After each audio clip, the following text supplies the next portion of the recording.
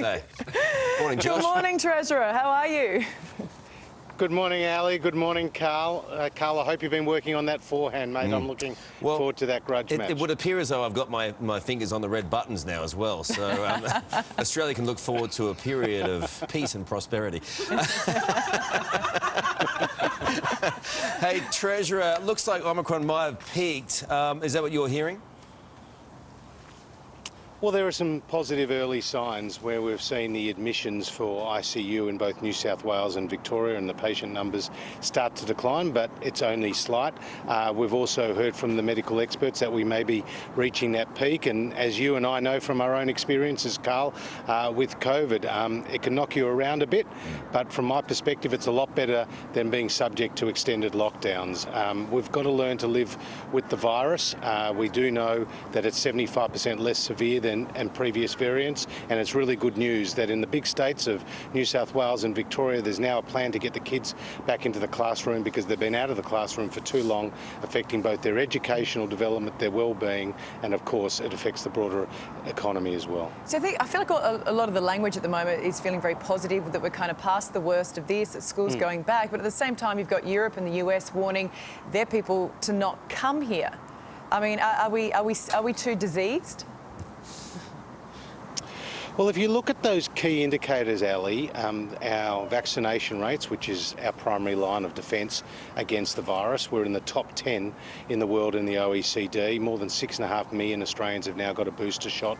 More than 600,000 kids aged 5 to 11 have now got their vaccine. So that's a good sign. So with respect to our health systems, we've got one of the best in the world, and our mortality rates, so the death per head of population due to COVID, is a fraction of what we've seen in the US and in the UK, and then we've got one of the strongest economic recoveries in the world. So yes, there are pressures on supply chains, yes, there are pressures on our health system, but I'm a glass half full person, and when it comes to the year ahead, your viewers, Australians, can be confident and optimistic about what lies ahead.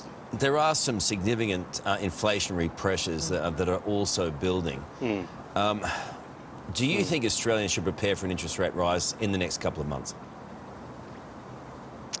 Well, as the Federal Treasurer, my job is to manage what is called the fiscal response, and the Reserve Bank manages interest rates and monetary policy, and so that is a decision for them as an independent board. But they've made it very clear, Karl, that they are reluctant to increase interest rates until they see inflation sustainably higher, until they see higher wage growth as a result of that lower unemployment rate that we're seeing. So there are cost of living pressures, but if you're somebody with a $500,000 mortgage, you're paying $600 a month less in interest payments on that mortgage than you were when the Labor Party was last in office. So those lower interest rates are good news for people with a mortgage. Well, that's hoping then, of course, that they hang around. But, you know, when you're looking at, you've got $1 trillion debt, you've got petrol prices, housing costs are going up, and you have a whole lot of voters saying cost of living pressures, which you just touched on, is going to determine how they vote at this next election. Are you a bit worried about that?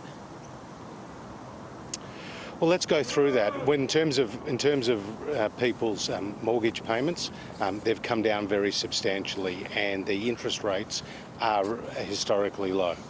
When you look at electricity prices, which is a key cost for families, we have electricity prices that have come down by around 10% since December 2018, when under the Labor Party they doubled.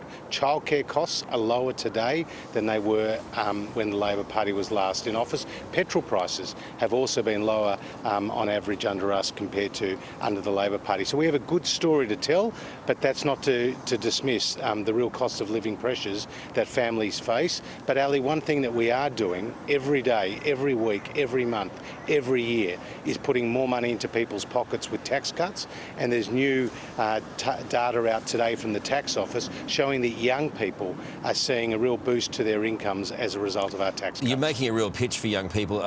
Just the thing is, the coalition doesn't exactly scream Triple J Top 100, does it? I don't know. The Wiggles just... Well, Well, if you're a young person, you're focused on getting a job when you come out of whether it's university or trade or TAFE training or whatever the case may be. And look at the numbers, Karl. Today we have a record number of people in a trade apprentice in Australia since those records began back in 1963, 220,000. People in manufacturing now number over 1 million. 1 in 8 jobs in manufacturing were lost under the Labor Party, and we know that 1.7 million more people are now in work since we came to government, and around a third of those jobs went to young people. So whether it's tax cuts, whether it's more jobs, here I am in your great state of Queensland, Karl, 350,000 more people are in work since the Coalition came to government. That's a good story to tell, which I, the Prime Minister, and our whole team will be telling every day between now and the election. Treasurer, before you go, I just want to ask you about the situation in Ukraine, how you're feeling about it. Do you think we are going? What do you think Russia's next step's going to be, and what role are we playing in it at the moment?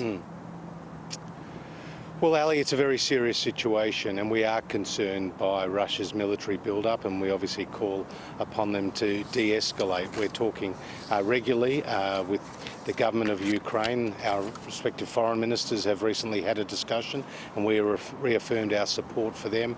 We're talking to key allies in the United States, in Europe, across the NATO countries, and we continue to try to get those tensions to reduce. It is very concerning, and it just re-emphasises that the world that we live in is pretty challenging indeed, not just when it comes to the virus and the economy, but also when it comes to the security and strategic situation. So you couldn't get further away from the backdrop where you are today. Treasurer, thanks for your time. Appreciate it. Well, for decades, they've been Australia's